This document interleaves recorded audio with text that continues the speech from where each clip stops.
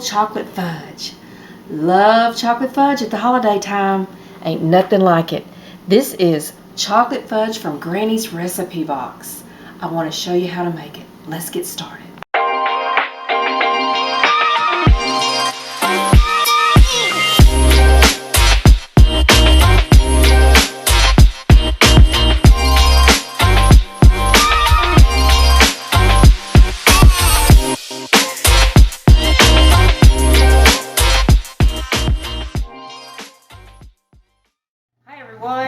Thanks for stopping by. Today I'm going to treat everyone with a recipe from Granny's recipe box. I tell you what, nothing says holidays better than going to your granny's house. Lots of food, lots of fun. And I tell you what, my granny passed away in 2014 and I miss her greatly, but one thing that I have that I cherish very much that was hers, and that's her recipe box. And there are a lot of recipes in here.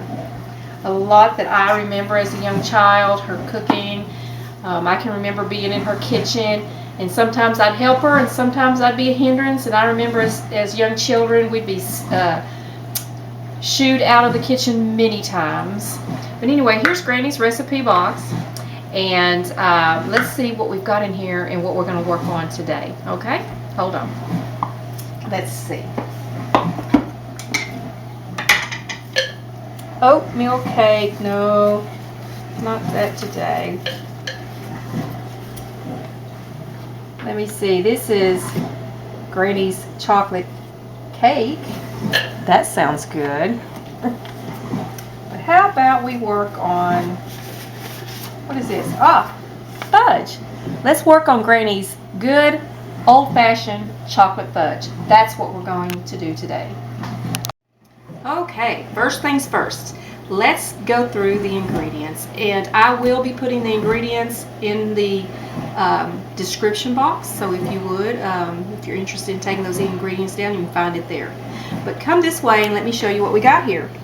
So we've got 1 teaspoon of vanilla, we've got 2 cups of sugar, we've got 2 tablespoons of cocoa or cacao, however you want to say it, 2 tablespoons of Karo syrup, and we've got 1 cup of evaporated milk and 2 tablespoons of butter.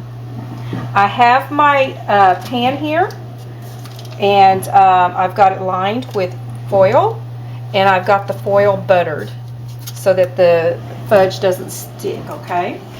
And here is the pot that I'm going to be mixing it all in, and I do have that sprayed with butter spray. You can get this at any grocery store. It's just a can of spray butter. Let's put it all together. All right, let's start adding the ingredients. First thing you're going to do is you're going to take your 2 cups of sugar and just pour it right on in, okay? Then go ahead and add the 2 tablespoons of cocoa. Go ahead and get that on in there. This is 2 tablespoons of Karo syrup. I'm taking a little spoon here and put that on in there.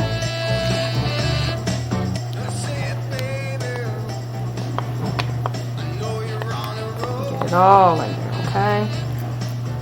Okay, there's that. And then we're going to pour in 1 cup of evaporated milk.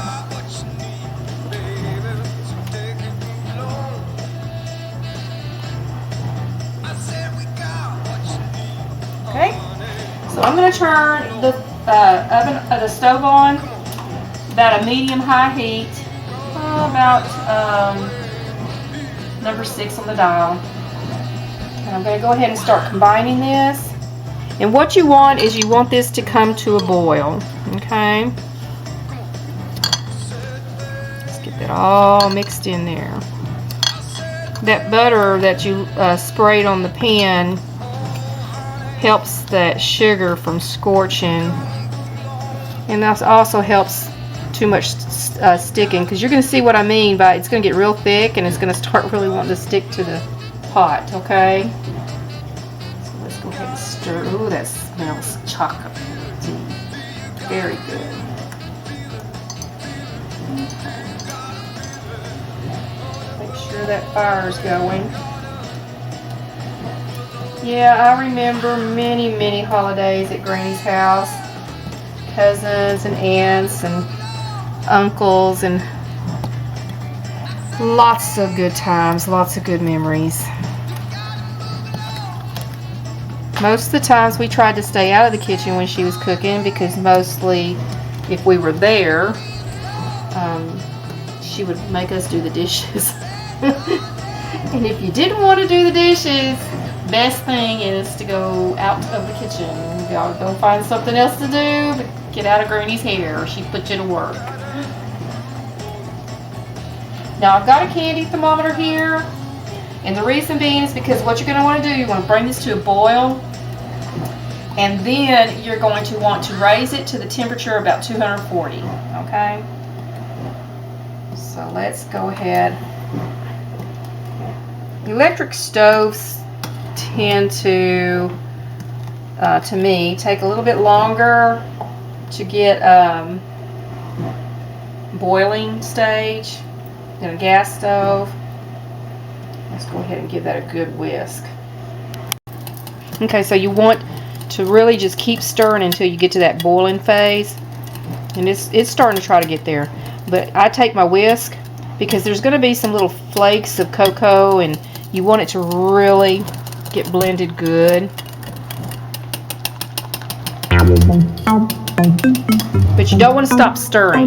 You want to constantly be stirring. There's going to come a time that you're going to have to stop stirring, but this very initial phase, you're going to want to stir. Get everything blended good.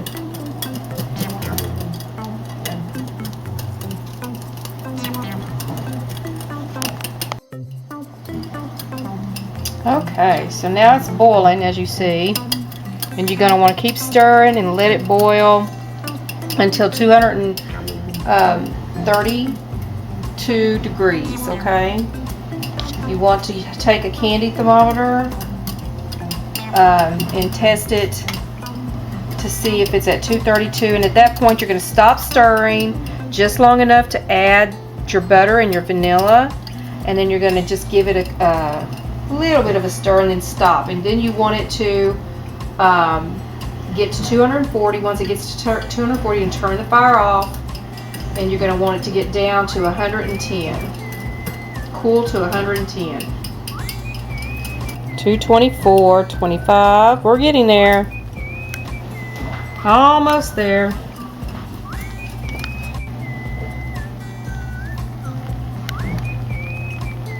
$224 now.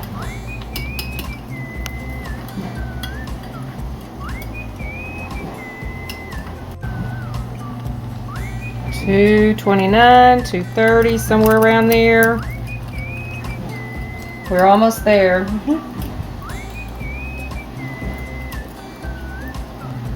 Okay, so we're at 232. I did see a 232 there. For some reason it backed back down, but no, there we go. 232. So now we're going to turn. Nope, we're going to stop stirring, and we're going to go ahead and put your butter in. Pop that in there, and 1 teaspoon, of vanilla, and let it just set just like that until it gets to 240. Okay, so we had already gotten it up to 240, so now we're waiting for it to cool. I turned the fire off once it got to 240. That's when you turn the fire off, is at 240. Okay, so now I'm just gonna take it from the heat.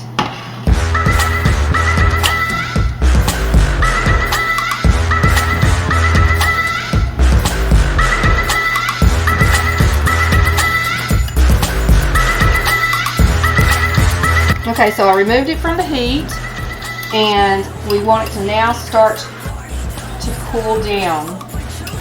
I want it to cool down to 110. You're not going to pour it over into your pan until it's down to 110.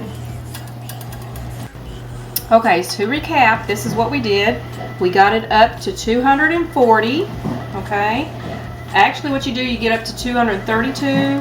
While it's boiling, you put your butter and your vanilla in, then you stop stirring, and you get up to 240. And at 240, you can turn the fire off, okay?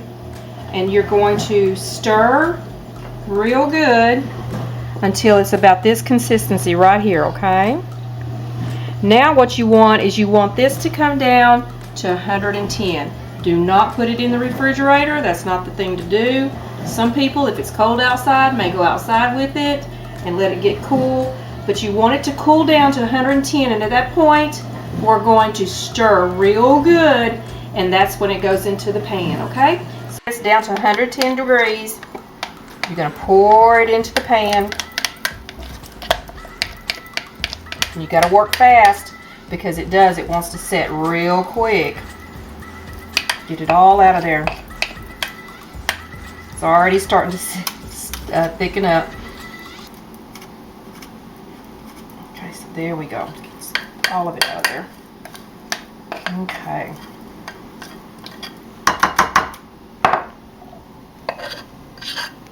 Yep, it does. It starts to thicken real quick, and it sets. Like, as soon as it gets down to 110 degrees, take it, give it a good stir.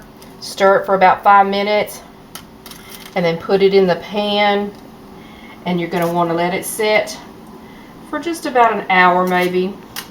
Won't even take that long probably, and then it'll be all ready. Okay, it's set for 2 hours. That's what you want, about 2 hours. Sometimes it don't even take that long. It sets pretty quick, so that's why I said after you're through stirring it real good, you want to put it immediately in the pan, smooth it out, and let it set. Once it's finished, you're going to take it out of the foil. You're just going to lift that foil on out of the pan, flip it over, remove the foil, take you a good serrated knife, cut it up in squares, and here you go. Good old-fashioned chocolate fudge from Granny's recipe box. Action. Hi everyone! Good old chocolate fudge! Who wants some good old chocolate fudge? This is chocolate fudge from Granny's recipe box. Action. Look at this. Nothing says holidays like chocolate fudge. This is old-fashioned chocolate fudge from Granny's recipe box. Want to know how to make it? Come on, move it on. I said, baby, I know you're on a roll. Sweet honey, let's take it